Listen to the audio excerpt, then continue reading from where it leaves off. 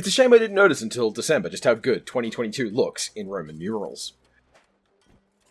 As 2022 draws to a close, I wanted to take time to reflect on the videos of the year and the games of the year, and to think a little about the things I've played, which I liked, and what you might be looking at now in your itch libraries and Steam compendia. This is the kind of conversation that's usually a lot more about new experiences in the year, but that's not all I play. Just, you almost certainly don't just play brand new things. Since I'm not just popping brand new games in every week, there are some games that I return to, or share with people, and that means that they become part of my landscape.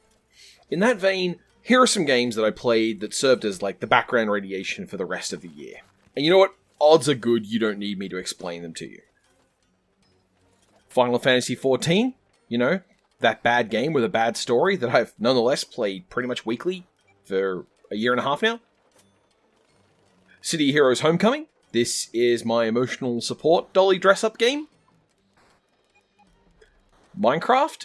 I'm paying for 2 different servers, because I like it that much. And Draftosaurus and No Thanks. These 2 board games are the ones that I take with me almost every time I visit my family, because I know I will almost always get a game of one or the other in. What about the top 5 videos I made this year? I thought originally about making this list longer and making it a top 10, but then I realized that really the big sticking point there was my Final Fantasy XIV story video. Basically, I had 6 videos I wanted to talk about, and 4 of them were positive videos about a good thing I think is worth talking about positively. 1 that I'm proud of because I think I was very good at taking a game that doesn't deserve the praise it gets to task, and I did that, and I just did it again, I guess, in a much smaller space, and one of them has ska music in it, so that had to stay. Anyway. Number 5, Dragon Raid and Christian replacement media.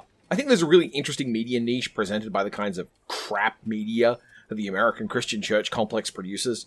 It's basically trying to make sure that they can saturate a market, and that anytime you reach for something, you can have the Christian version of it pressed straight into your hand, which just also coincidentally happens to work out as a massive grifted market of people buying crap things because of an ideological disposition. In this case, Dragon Raid was an attempt to do things like that, but for D&D.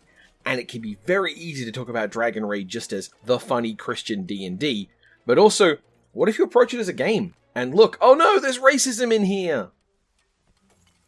Number 4, Brinkwood, Blood of Tyrants. I started this year with a video about a game that I was tangentially related to, and which has become a whole thing, and it's a beautiful emergence from a random throwaway idea into this really thoroughly crafted, thoughtful, engaging game space. I love what this game has become, and I love what was done with it, and even if I now think I could do a better job of this video, I do think the ideas I consider in this video are really interesting. Also, this got me a piece of hate commentary for someone mad that I brought up the politics of the game, but didn't talk about any of the systems in it. Aside from all the systems I mentioned. Number 3, Golden Sky Stories. I find emotional sincerity and kindness hard to talk about and hard to do, so this video was difficult. I also felt it'd be a challenge to platform a game with such a deliberate aesthetic.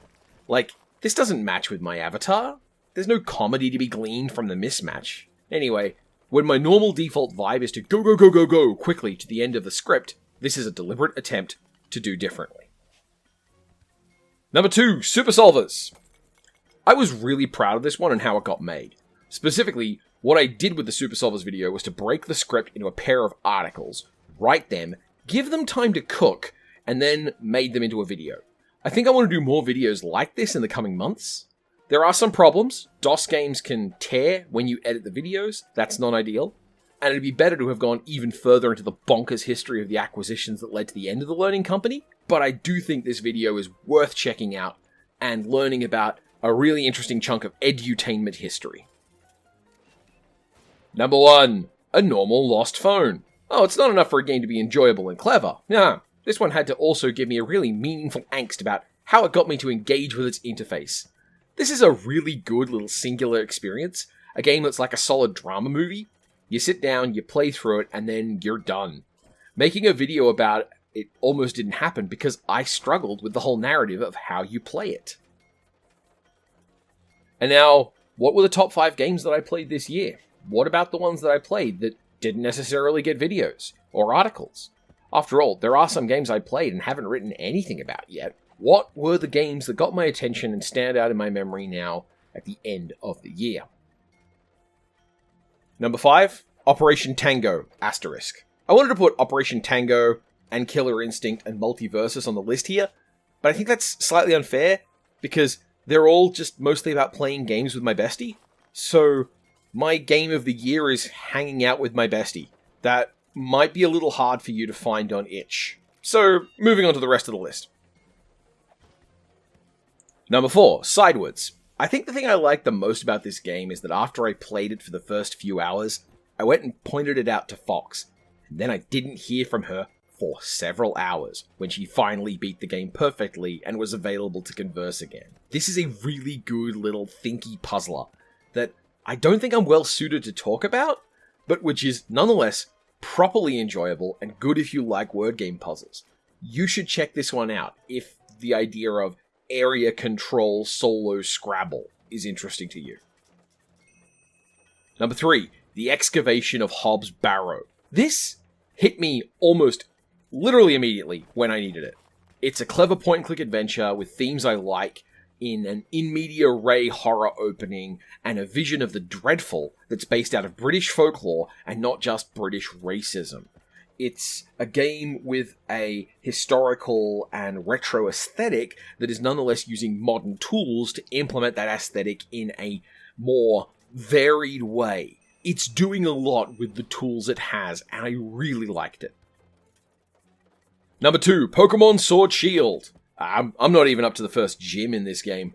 I have not progressed the story of this game at all, but I have watched so much Sword Shield competitive play this year, because I think VGC Doubles is super interesting. Is spectating on a game experience the same thing? I don't know. But man, I really enjoyed it, and it would be really weird to pretend I hadn't been engaged with this game all year.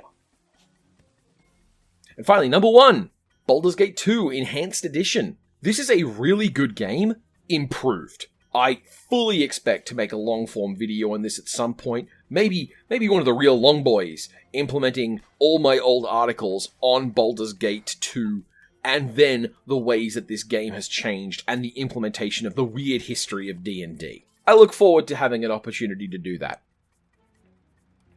So yeah, that's 2022. See you all in the new year.